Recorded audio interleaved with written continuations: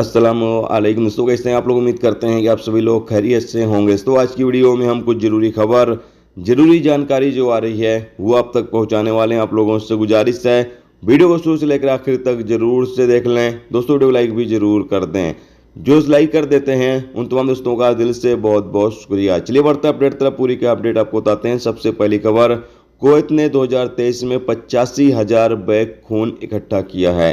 Update को तय बताया गया है कि 55% कुवैती नागरिकों ने खून डोनेट किया है, जबकि 45% प्रवासियों ने खून डोनेट किया है, जिनका 75 अलग अलग देशों से ताल्लुक है।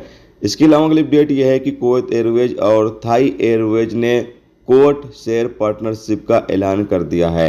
यहाँ बताया गया है कि थाई एयरवेज और कुवैत एयरवेज का जो कोड है वो शेयर कर दिया गया है, यानी कि कुवैत एयरवेज का कोड और थाई एयरवेज का कोड एक दूसरे की फ़्लाइट में आने जाने के लिए, या फिर जिन जिन देशों के लिए फ़्लाइटें चलती हैं उन देशों के आने जाने के लिए एक दूसरे का कोड इस्तेमाल किया जा सकता है।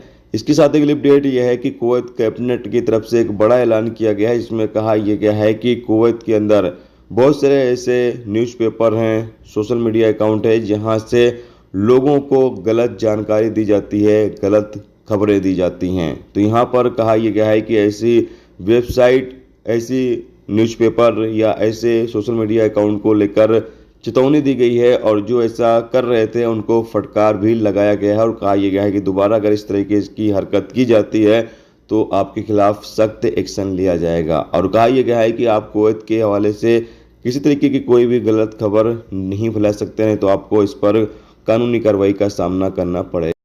इसके साथ ही अगली अपडेट ये है कि इंडिया में कुवैत दूतावास ने भारत के साथ संबंधों को मजबूत करने की कोशिशों पर और जोर दिया है। यानी यहाँ पर कहा यह गया है कि इंडिया और कुवैत के बीच जो आपसी संबंध है, जो ताल्लुकात है, वो उसको और ज़्यादा बेहतर बनाया जा सके और ज़्यादा मजबूत किया जा सके। कुवैत दूतावास ने एस जयशंकर को विदेश मंत्री के पद पर दोबारा नियुक्त किए जाने पर बधाई भी पेश की है। इसके अलावा अगली अपडेट यह है कि कुवैत के रिहायशी इलाके जहां पर लोग रहते हैं, बताया गया है कि हर एक रिहायशी इलाके के पास पुलिस चौकी बनाई जाएगी, ताकि रात 12 बजे के बाद, यानी आधी रात के बाद जो लोग आएंगे जाएंगे उनकी जांच की जाएगी। उसके बाद उनको आने जाने की परमिशन दी जाएगी। तो कुवैत के अंदर जो लोग गैर कानूनी तरीके से रहते हैं या फिर गैर कानूनी तरीके से काम वगैरह करते हैं, उनको गिरफ्तार करने के लिए, उन लोगों को पकड़ने के लिए ये व्यवस्था की जा रही है कि कुवैत में हर एक इलाके में पुलिस चौकी बनाई जाएगी, जहां पर रिहायशी इलाके हैं, जहां पर लोग आते जाते रहते हैं, ताकि आधी रात के बाद जो बंदा आए जाए उसकी निगरानी की जा सके और उसकी जांच की जा सके। दोस्तों ये थी आज की कुवैत की कुछ